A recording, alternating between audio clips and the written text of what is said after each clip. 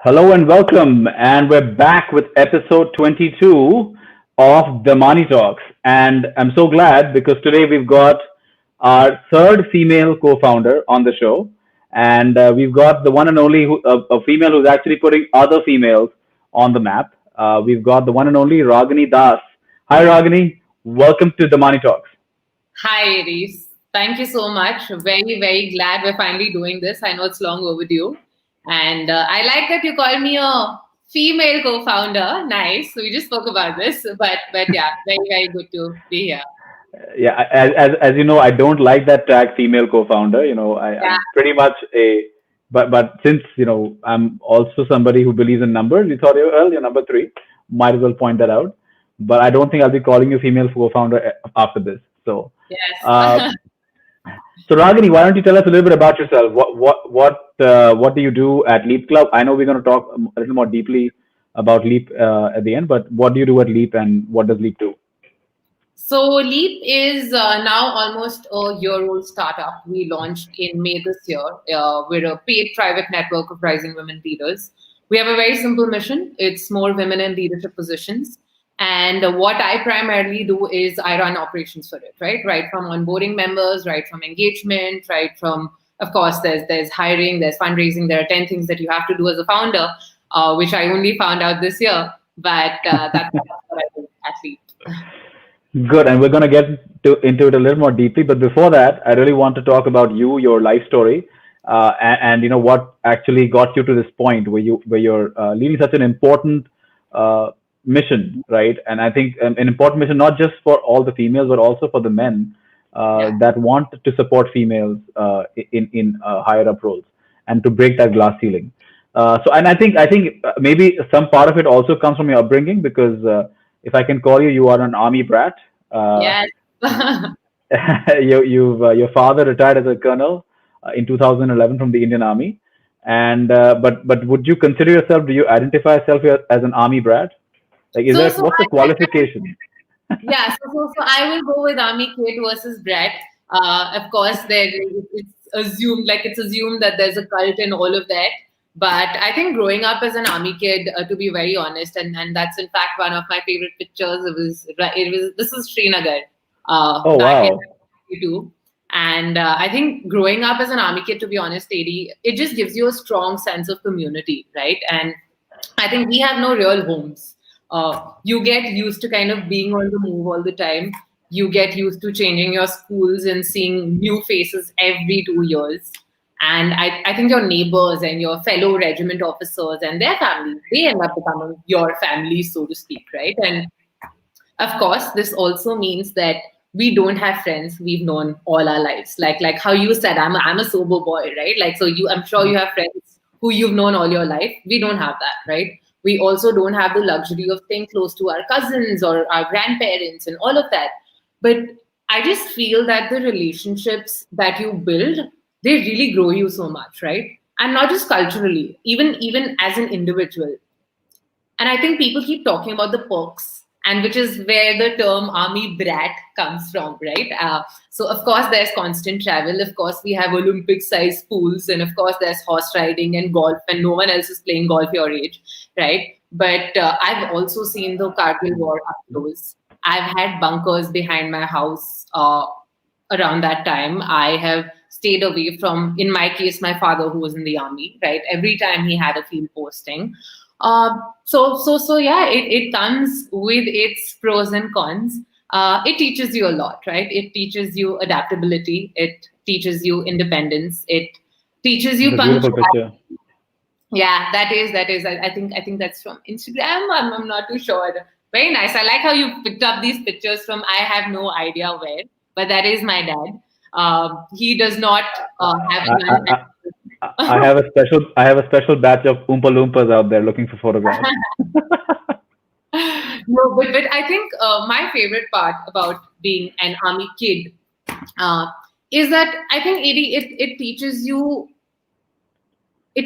that everyone first and foremost is Indian, right? Yeah. Where you come from, your religion, all of that, it just comes later. And to be honest, it doesn't come up at all, right? And that's something I'm very very proud of. And yeah, I think as we always say, if it's a cult, it's a cult. You can tell army kid from a distance. But then you went on. I think you went on to Lancaster. You did your your MBA from was it a B? Sorry, MBA from It's Lancaster, a right? BBA.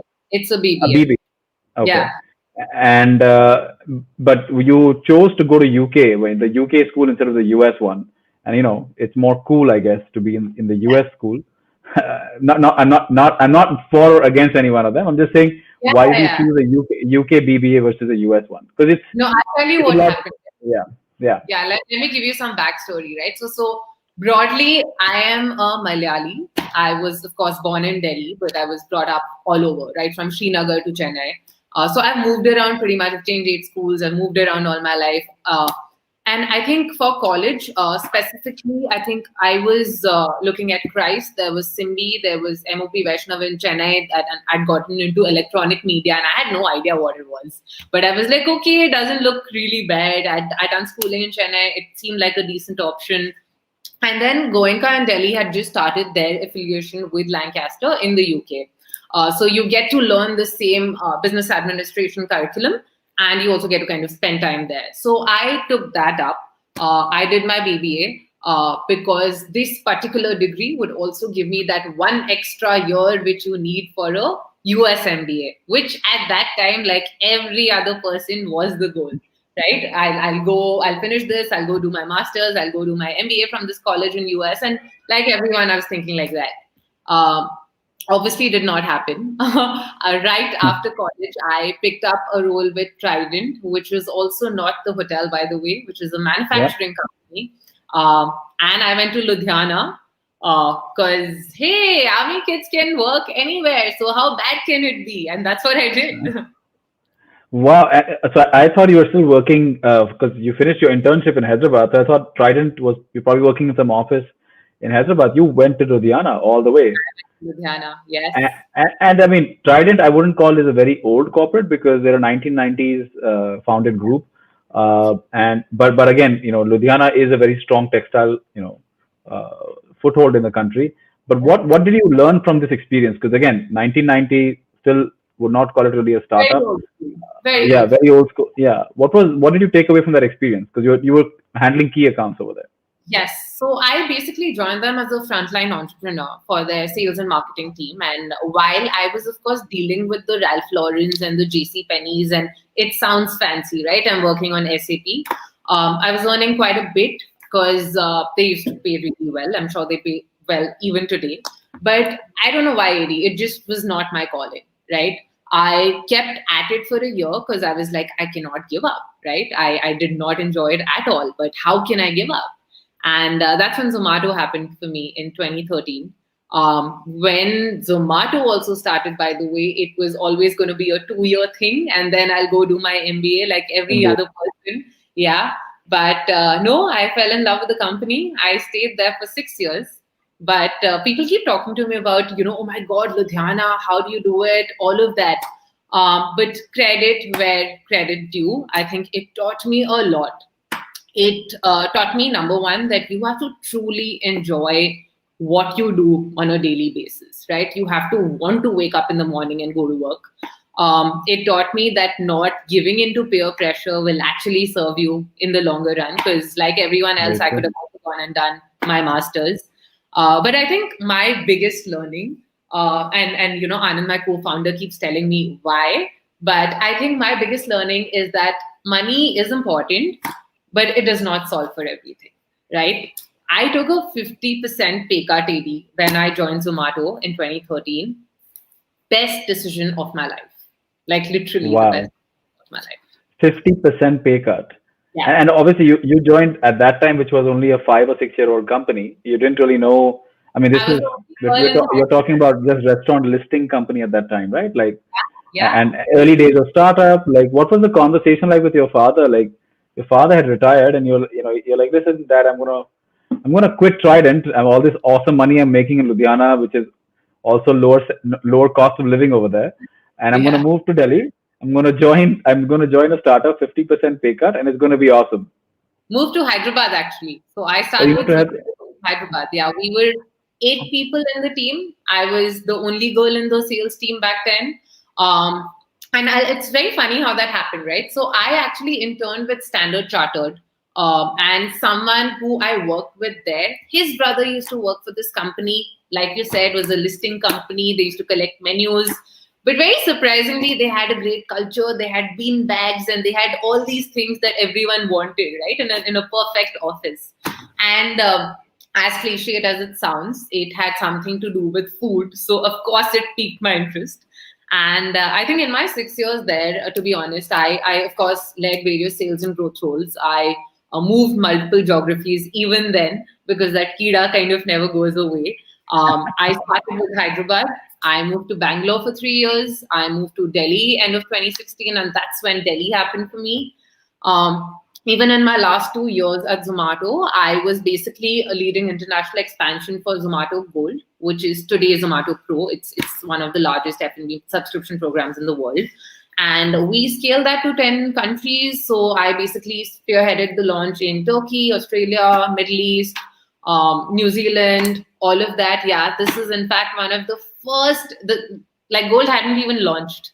This was literally, I think, July, August, when we were just starting up, and it was not even called Gold. Again, the only girl What? here. Well, yeah, exactly. What's interesting, you're the only girl here. Yeah, yeah. And I mean, and that's true for everyone, and we'll definitely talk about that, right? But I think I saw that journey from 0 to 2 million users when I left, right? And I think lots of learnings, right? Lots of learnings, and also the most fun I had. Like last 2 years of Zomato was probably my top because it was a startup within a startup, Yep. and and that is very very important. And I think Before within we the get into pro, well, I want to talk to you about like there's obviously a big difference moving from a conglomerate kind of and obviously a founder-led company like Trident to moving to more of a startup-oriented, multiple founders, multiple heads of department, heading stuff yourself for Zomato. What would you say was the biggest difference working for an Indian conglomerate versus working for an Indian startup? So I think startups or Zomato in general, and I'll just speak for that, it just teaches you everything you need to know in life, right? And not to say I didn't work as hard. I think I am someone who likes to give my 100% regardless of where I work, right? Today, if I work at Leap or I work at Zomato, I work at Trident, I want to give the same thing. So keeping that aside, I think the sense of ownership, the sense of decisiveness, and I think for me, why Zomato stood out and why that, why I stuck around for 6 years. Stunning colleagues, like absolutely A1 colleagues. Zomato taught me that while it's important to be a family, it's very important to be a very solid sales team. And it's very important to be a very solid sports team also, right? Which means that no one can drop the ball ever. And I Wow. think we speak about culture quite a lot, right? And even at Leap we do. And half our team is ex Zomato, but I think Zomato really shows you that, and I think all startups do, right? So yeah, I think that I, was I my want you to elaborate a little bit about having a sports culture, right? And it's not obviously it's all having a sports team kind of a culture that no one can drop the ball. What does yeah. that mean? How does that translate into a business atmosphere?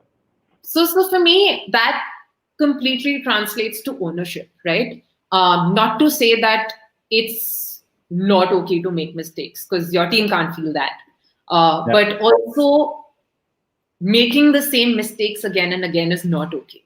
So knowing that and working on that, right? And yeah, I think I'm reading uh, this book called No Rules Rules. I'm sure you've heard about it. Everyone's reading it right now.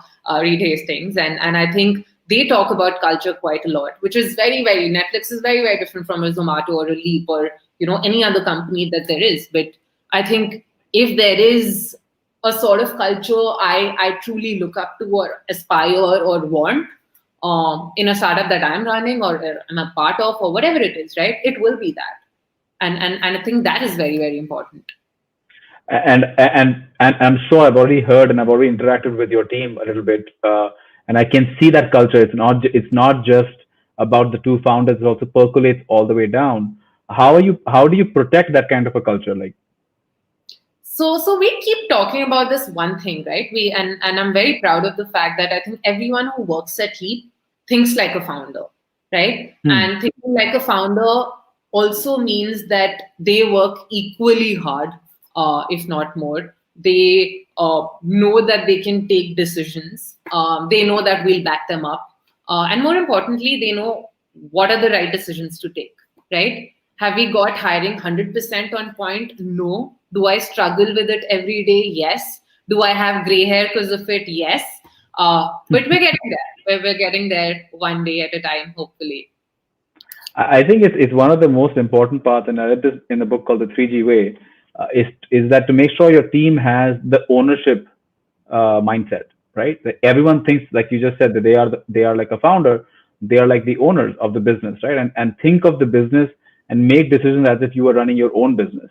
And Yeah, imagine if you, instead of two owners of the business, if you had 100 owners of the business, you'd be working at the speed of light, right? And things absolutely. would be getting executed exactly precisely. So such an important thing you brought up, and I'm so glad we get to talk about that, and we'll elaborate on that a little bit more.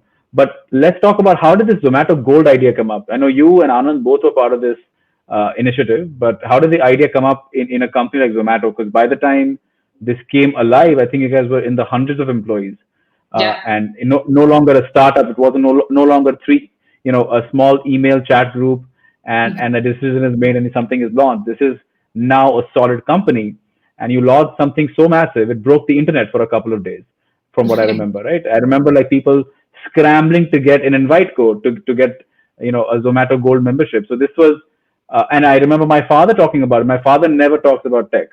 So for him to say, because in our hotel, people were showing up saying, "Hey, I have a Zomato Gold membership, and where's the discount?" And he was like, "What the heck is Zomato Gold, right?" And so Someone from so Zomato came, sold us something, went. exactly, right. But in a company like that, both of you guys in basically running a startup within a startup, what was the thought process? How did you guys execute that? And how did you guys sell the management and the investors on it? It'd be great for all of us to learn from. Yeah. So Zomato Gold actually started off as an idea back in 2016. The first time it started and the first time Zomato did this was actually not even in India. India, which is of course the HQ, and it's the first place where Zomato tests all their products. That's not where we first did it. We actually did it in Portugal, and we actually Okay. did this in the UAE. So it started with those two countries. It was okay, right? Like there was 1+1 on food, and there was 2+2 on drinks, and that's how it was working. And it was okay, like literally just about okay. And the plan to launch India was actually early 2017.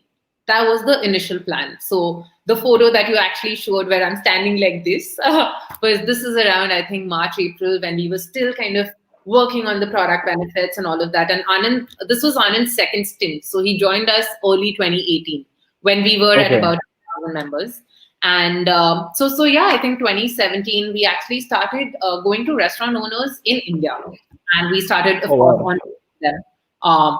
About, I think, 400 in Delhi, 400 in Bangalore, 400 in Bombay, and the three major cities is how we're going to start with. And we started getting a lot of feedback, right? We started getting a lot of feedback on, yeah, this is okay. It helps us fill tables, but how much will come? What is the discount percentage? And the numerous questions I'm sure you already know, right? Yeah. But I think I remember Zoravar Kalra. He told Pankaj Chadda, who was back then still at Zomato, and of course he's the co-founder at Zomato.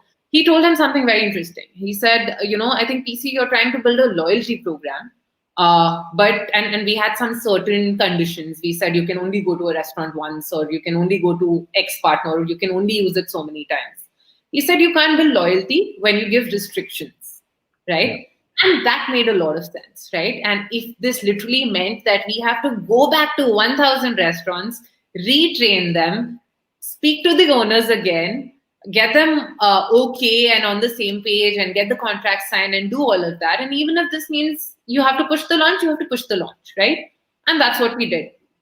Wow. Now, push who okay, this has become, I think, around October, November. And we're like, okay, let's launch in 10 days. And we just started this waitlist model. We said, join the waitlist, something cool is coming, we'll let you know. That's it. Like no science, no this thing. Literally, like you said, chat room conversation. That's Yep. how most decisions at Zomato, I think, till today are taken, and that's what I love about it, right? And that's how it started. And then this was 14th of November. In fact, wow, literally, I take back. Yeah, exactly. Yeah, and I think we started and we got in 24 hours 10,000 members, and the P is Yep. like, "Band karo, shut it." And I was like, "What are you saying? Like, we have literally, like you said, broken the internet." And we said, "Okay, let's shut it." And I think we tweeted saying we're closing memberships, and that's how Zomato Gold happened, and that's how the waitlist came in, and that's how this entire FOMO concept at least landed in my head. And I saw it work, right? And this is not an India thing. We went back and we changed a little bit. We tweaked the product, by the way, because this worked so well. We went back to UAE, we went back to Portugal, we tweaked it. Southeast Asia happened, Turkey happened, Australia happened, and these two things worked really well everywhere. And yeah, that's how that's the gold mine we kind of got. And just kind of answering, I think, Ashwin's question, he said, "Have you seen any common things that went right, wrong through the experience of launching all these products?" I think one thing that we did right was that I think usually most companies, especially Indian companies, right? Like when we launch abroad, we say that let us do this, we know the market.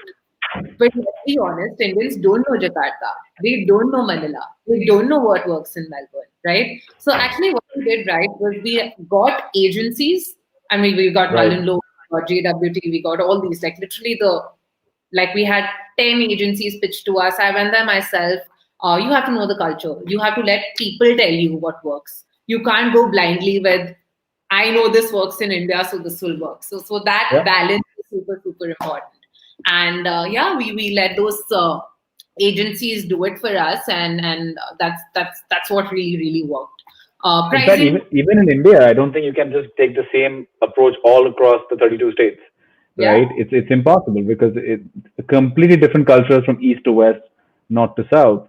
So you're absolutely right. Just like you can't export a product from here to Jakarta, you can't export a product from here to Calcutta with the yeah, same messaging and expect them to understand, right? It's a absolutely. And completely you have different culture. to copy there. You have to use Tamil in Chennai. You have to Yeah. use all these things, right? So I think localization was super super important, and even even English speaking countries, to be honest, right? It's Yep. what works in Melbourne will not work in India. Yep. We Very true. had we had Zomato Gold with like the logo with a burger dripping behind all the grabs in Jakarta, because that's what works. They're always stuck in traffic, right? Yep. I have to do the same thing in Uber in India. I don't know. Maybe it'll work. Maybe it won't. We don't know, right? So I think that was super super important. No, it's always important to remember. I mean, and just digressing from our overall conversation, but there's something known as the law of diffusion of innovation, and it splits the market into four different segments. You've got the innovators, which are 2.5%. Then you've got 13.5%, which are the early adopters. Now, these are the guys that stand in line the first day an iPhone comes out, right? This is the guy that every single person, for that matter, every time something new comes out, they need to have it because that for them that is a high. And then Yeah, after that, you have a major chunk of the market, which is 32%, sorry, 34%, which will be what they call the early majority, which is, and then the late majority, which is another 34%, and then you've got 16%, which are the laggards. Now, don't worry about the laggards. If those guys were still, if they could use a dial-up phone, they would still be using a dial-up phone and dial-up internet, right? So since that's not possible, they have to move. But many times, and I find this with, many times with early entrepreneurs, they try to pitch to that majority. But honestly, those are if you try to pitch to them, you lose all the early adopters who really are the influencers. See, yeah, iPhone cannot be afforded by everyone. And that's the key of why iPhone is iPhone and where Samsung is, because Samsung pitches to everybody. And iPhone only pitches to those first guys, and then they convince people like us and to sell kidneys or whatever the heck we do to buy iPhones, right? So it's very very important. Yeah, as an entrepreneur, try not pitching to the majority. Try pitching to the early guys. They will get you the majority. And I think we're going to talk about that a little bit later. when we talk about membership fees. So now let's talk about what inspires you. You built a fantastic startup inside a startup. That startup itself is now a unicorn. You've been there 6 years, so obviously you've got some bit of vested equity in there, and you're doing well for yourself again, right? After Trident, and then you go and tell your father, you know what, I'm going to quit everything, and I'm going to go start this little experiment, which I'm going to call LeapClub, and become a founder. And what was the motivation that led to that decision? So it wasn't even called LeapClub. If I tell you Oh, the name, I am very embarrassed. It was what our legal entity today is. It was Conflict, yeah, which means nothing either way. But we actually started off with something that Anand and I, and of course he was my boss at Zomato. He used to lead goal for us globally, and in fact, like I worked with him for the last 2 years there that I spent building Zomato Gold. But we used to keep talking about, AD, how while of course there are multiple platforms that help with professional networking, jobs, I think job reviews, all of that, right? There is just literally nothing that helps you get from point A in your career to point B. A being, of course, where you're at right now, and B is where you want to be, right? And for most people, that first phase comes in the first 5 to 10 years of their careers, right? Where they want to move to the next level, don't know how to. I think I was there as well, right? So I think we've all been there.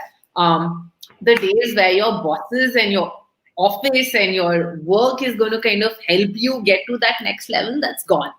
And I think that's a truth everyone knows. And since you're a founder, you will know that even as an entrepreneur, it's a very, very lonely journey. Like they have very nobody to. true. Yeah. On So on some days more than others, yeah, or rather yeah. most days more than others. Yeah, On most days. Yeah, absolutely. yeah. And I feel that burnout, right? Like last 1 year versus when I spoke about having that family, having that sports team. It's this. Yeah. But we ended up actually speaking to almost 500 people for just basic research, see if there's any need to the problem, right? So we asked them what they do for their professional growth. We asked them, okay, what is it that you need? Now, on the need part, a bunch of things stood out for us, right? Executive coaching, which, if you asked me 2 years back, I hadn't even heard of. I thought Deep Kalra is great because he just is that great and he goes to the stage and he talks the way he does. I had no idea that people have coaches, right? Um, they spoke about executive coaching. They spoke about being mentally happy. They spoke about access to a strong network that can actually help you in your professional growth. They spoke about, of course, access to industry icons, which most people don't have access to, right? And lots Okay. of skilling tools, like how do I go to the next level and what is that shortcut, so to speak. And basis that is how we started imagining all of our benefits, right? And like I always say, call it a Zomato Gold hangover or whatever. The first thing we imagined was, okay, let's build a membership, right? So of course it's a paid membership. We combine network, support, learning, coaching, and that's how all the benefits in some sense have shaped up. Now, another very important thing that stood out, right? Because this is just like one other idea that many people can have. But what really stood out in this particular research, AD, was that when we spoke to women, right, they Hmm. spoke about this with a lot more passion. I think for us, the journey is 10 times harder for various reasons, which I don't even want to kind of get into. But right, and India has, I think, more than 1.3 million women, and these are, of course, income tax numbers, who earn more than 10 lakhs a year. They pay their taxes, they're on their way to leadership positions. We just want to help them get there. And I think more importantly, help them stay there, right? Because that is something no one does anything about. And I think when we decided to build this for women, when we decided that, okay, let's be clear about what we are and what we're not, right? And I hate that I have to call this out all the time, but we're not a Nari Morcha, right? We're not, Yeah. it's not social charity. I don't think empowering women is social charity. So yes, of course, I call this a movement, I call it a mission, but but when people look at it as a not-for-profit, I hate it. We're a paid membership. I think we have enough solid women in India globally willing to pay us for their professional growth, and that's what we're building, right? So yeah, today we're at 500 members. This is across Primarily Delhi, Bombay, Bangalore, but today also members in Jakarta, London, Singapore, Oh Malaysia, wow. Dubai.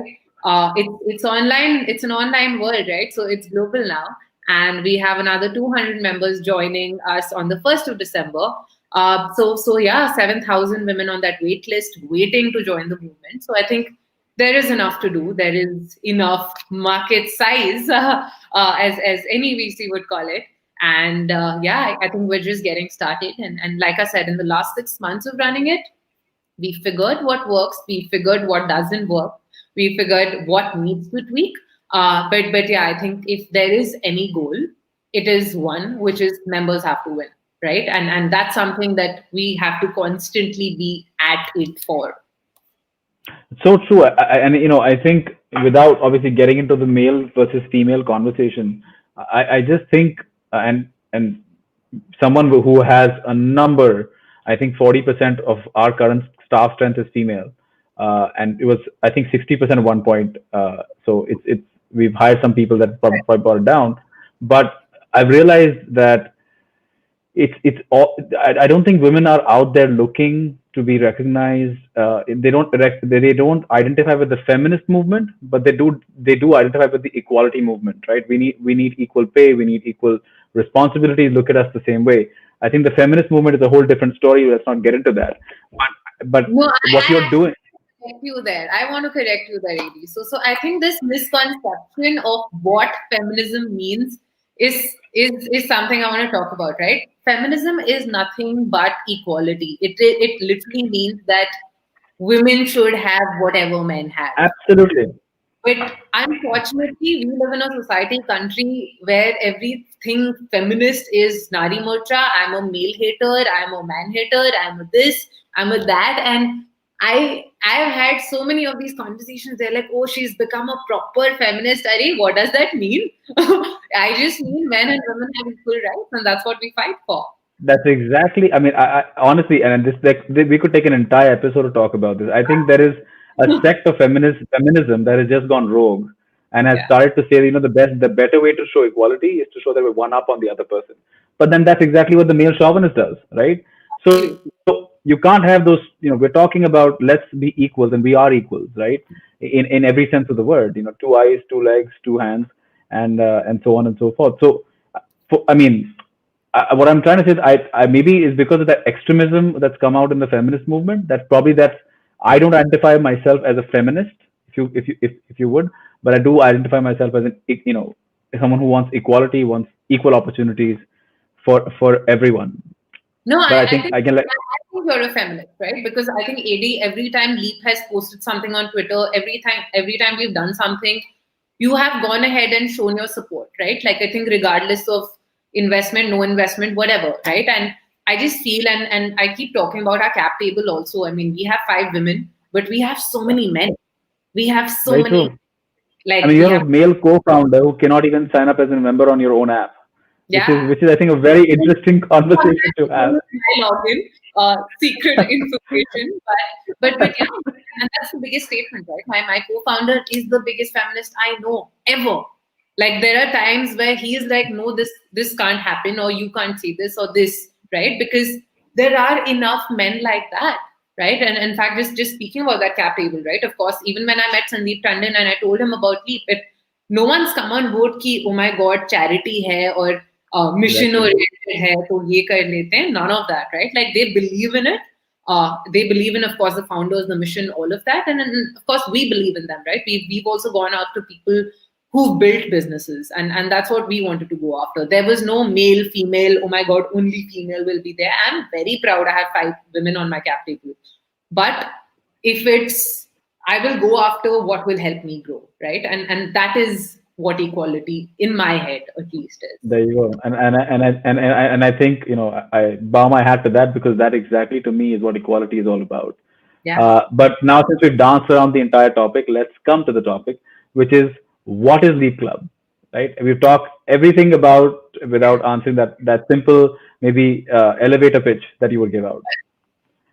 So I think Leap.club is a mystery. No, I'm kidding. So I think we have a bunch of benefits, benefits, right? It's a paid membership. Like I said, members pay a subscription amount every month to be a part of the network. And you get access to a bunch of benefits. Now, beyond the network and the ability to super connect, as we call it, you get access to the best coaches and trainers, not just in India, even abroad. So you get one-on-one coaching from them at exclusive member rates. We do masterclasses and huddles with industry icons where you literally sit with them in the same room, of course, Zoom room. We do this in between members, so you're constantly learning from other members also. We have academy where we constantly keep adding relevant stuff to read, relevant stuff to listen to. In fact, we want to completely double down on learning content because I think that's what has come out as a big winner, to be honest, AD also. And yeah, today, in fact, like I was telling you earlier, we're adding 3 more benefits in the next 2 months. And I think while primarily there's perks, there's yellow pages, we're building a marketplace. So there are a bunch of things coming, right? And I think the next 12 months for us are super exciting. I have this joke that every time my co-founder goes for a vacation, which he has now, he comes back with 5 new benefits, which I just need to do. But yeah, I think ensuring If that. if Sandesha is anywhere listening to this podcast, she's gonna identify with what you're exactly saying right now. Because whenever I go on vacation, I come back with 5 new ideas for Artha, which then she has to go and execute because she is the CEO. So yeah, completely. I don't know. Maybe Anand and I need to go out on a vacation together. Maybe You to change should. the world. So he's back on Sunday, and I'm like, oh my God, I have to meet him already on Sunday, and we have to already start working on what we're doing in Feb. But I think that's what keeps us on our toes, right? I think primarily anything that helps our members grow professionally is what we're going to do. We also hear a lot of, oh my God, you guys are trying to do too many things, right? Lots of people say that to us. But to be very honest, ADVR, right? We're trying to do too many things because we want to see what works best. And if it means I have to do 10 things, I have to do 10 things. But if it True. makes people win, that's what we're going after. I think there's enough number of people going after Bharat. There's enough number of people going after $1 billion valuations. I'm going after creating a valuable product. Every single person has to say, I love Leap. This works for me. It's helped me move in my career. And when you hear those stories, like every day I'll get a message from some member saying, oh, I got this job, or I got connected to so and so person, or this therapist really helped me, or this coach really helped me. It makes my day. It absolutely makes my day. And if it means that I have to wake up at 6 a.m., make notes, do all of that, it's worth it. It's worth every single thing. So what's the biggest problem you're solving with Leap? The one single problem they're trying to solve. With Leap overall, I think one big problem is that women don't have access to most things, right? When I say access to most things, it includes upskilling tools. It includes a very strong network. It includes, of course, like access to industry icons, multiple things, but just not having enough people to go to. And not in a very Hmm. mentor-mentee setup. We're not a mentor-mentee setup platform today, right? I think that concept, in fact, to be honest, for me, is very broken because it requires a lot of dedication from both parties, etc. But just a strong network of people who help each other in their professional growth is what we're looking at. What Leap is all about. It And I is. believe 40% of your membership today, and again, it's all female, obviously. Yeah. 40% are founders, right? And when I remember when you guys started, I think one of the conversations I had with Anand, I'm not sure if you were on the call at that time, but we discussed that they didn't want to go after females initially, but now I'm seeing 40% females. So what led to that change, right? And how is that enriching the overall network? Because you've got executives on one side, and you've got founders on one side. I'm guessing not all the founders are Series B and beyond, right? I'm guessing some of them are pretty Yeah. early as well. Just So, starting. Yeah. but on the other side, you've got executives that are probably HR heads of Gucci and things like that. So how does all that? Well, Neha, right? But how does all of that I mean, what led to the change in decision, and how does all of that work better for all the members, right? How does it enrich everyone's life? Yeah, so I'm going to answer that. And I think Ashwin had also asked, how do you identify your early adopters, right? So let me just, Yeah. in fact, take both.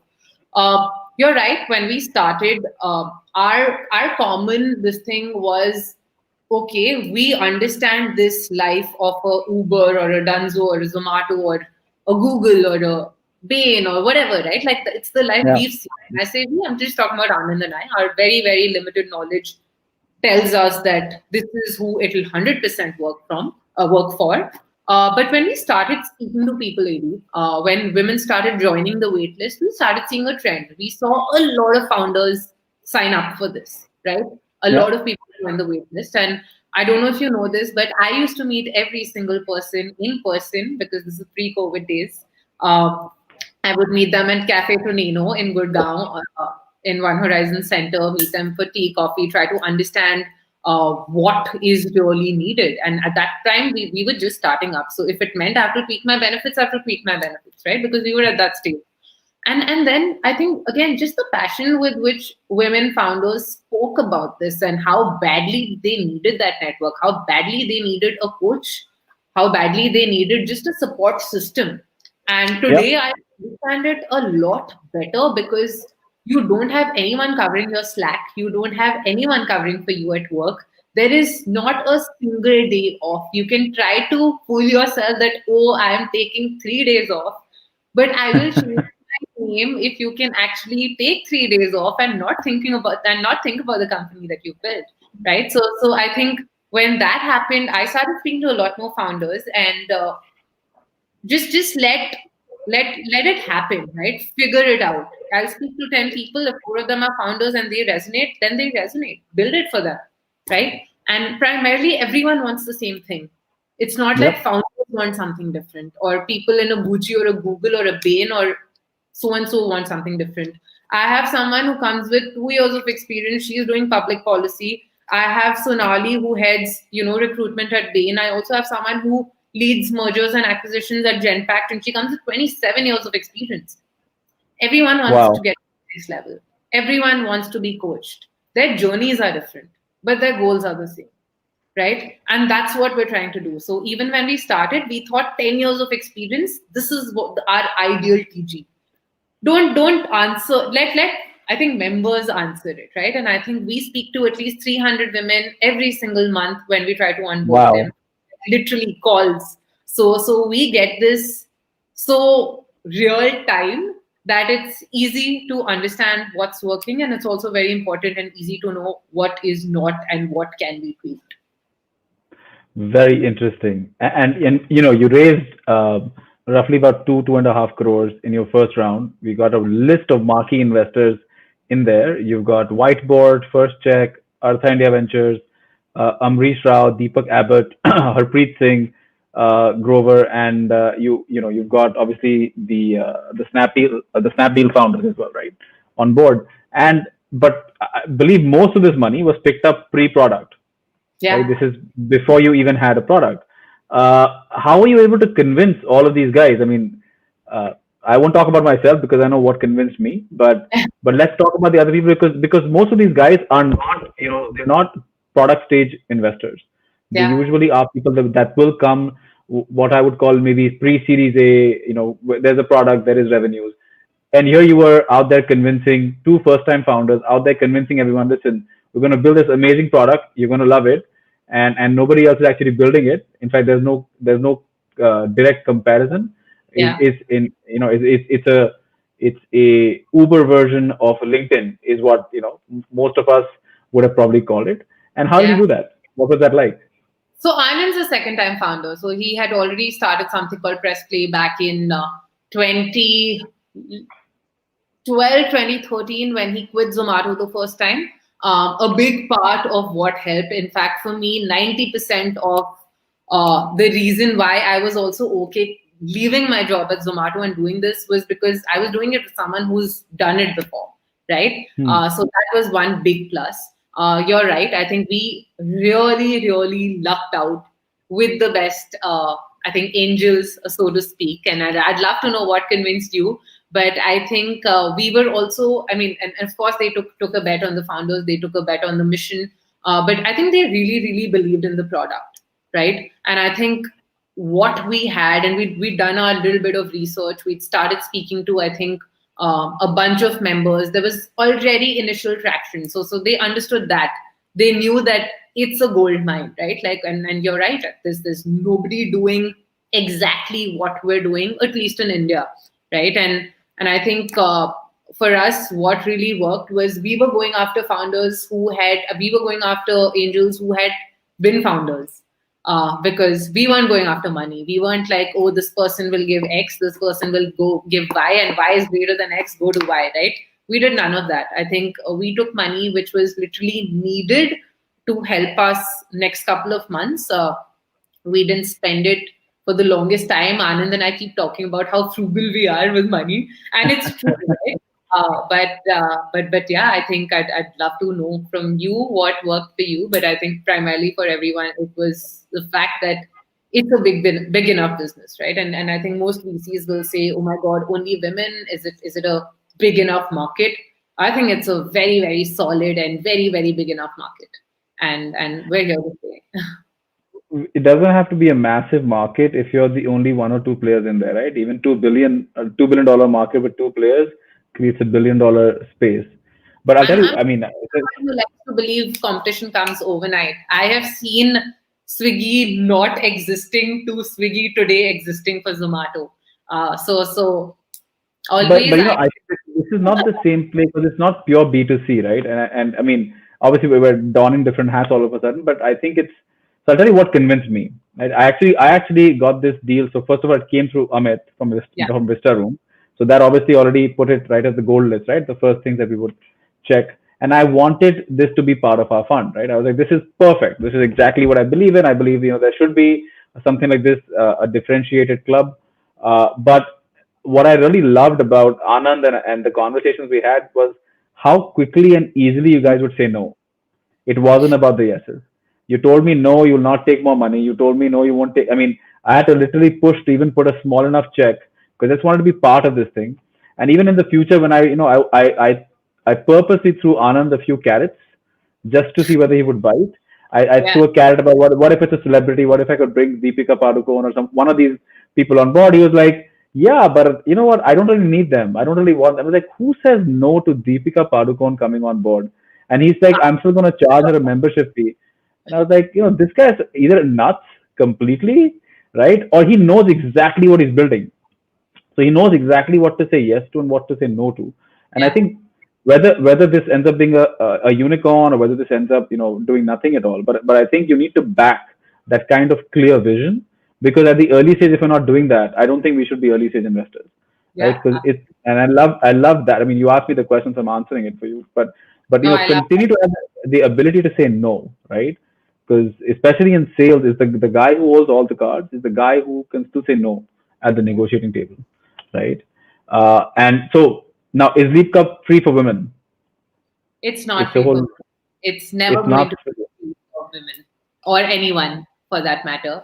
I have this thing, or like, I don't know, I mean, people might agree, not agree, but I just feel that when you're building a valuable product, it doesn't come free, right? People don't value things that are free. Yep. Uh, and like I said earlier, I think there are multiple people. I mean, for me, it's this. I can just open memberships. I don't have to have a wait list. I can just put a subscription on my website and I'll get enough people. I know that, right? I can price it at literally nothing and we'll get Yep. users, right? But it's not the product we're building at all. And it's not the product that we're going to build, because I think we need people who are super, super invested.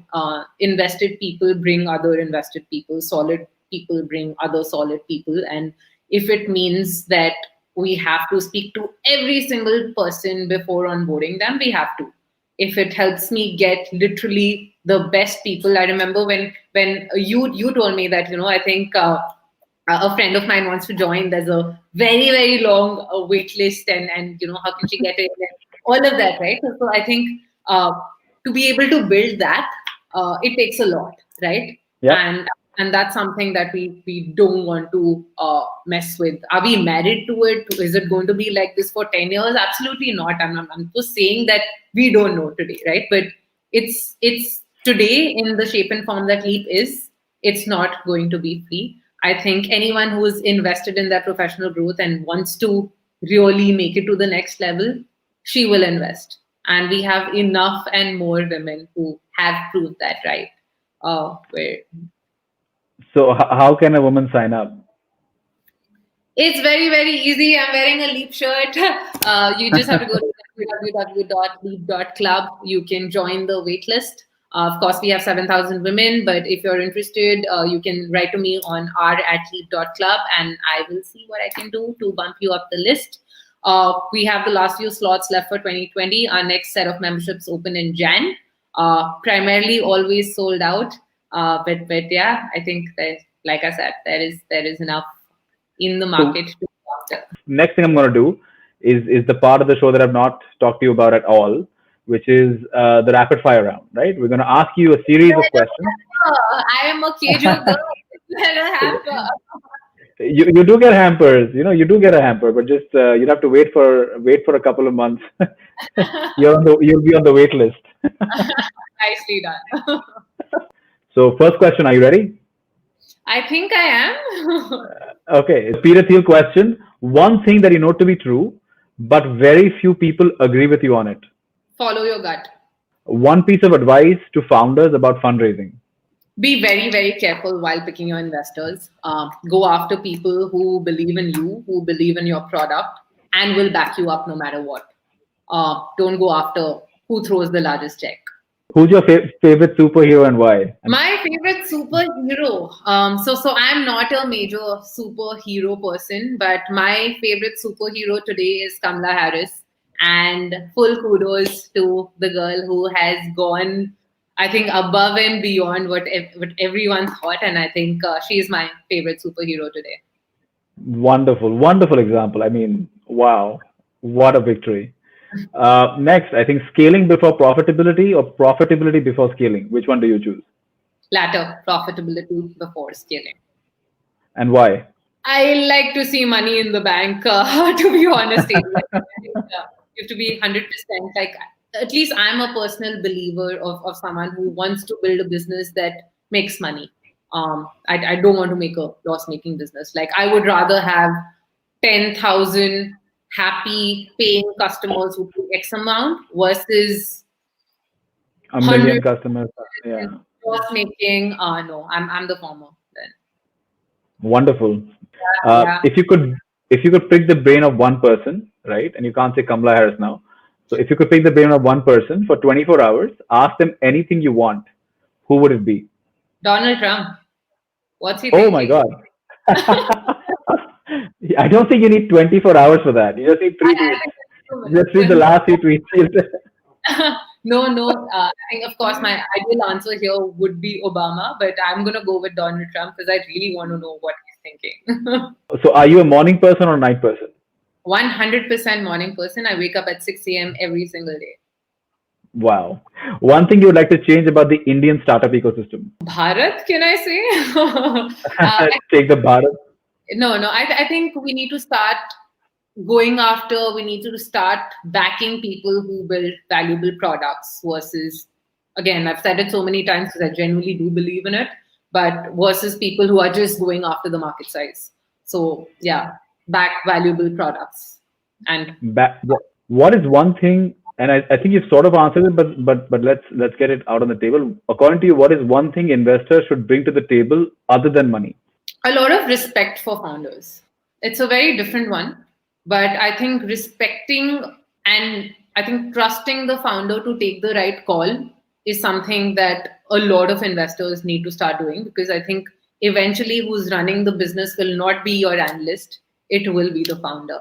Uh, and I don't think anyone knows the company more than the founder does. So that. And but respect also is a very wide term. Like, could you be a little Respect more the specific? founder's decision. Sorry, I'll be Decision. more. Yeah. Yeah. Yeah. Respecting Respecting the the founder's decision. Completely yeah. agree with that. I think at the end of the day, we can give all the advice we want, but the right mentor would still leave it on to you to Yeah. make the decision. The point is to Like, show you both sides of the coin.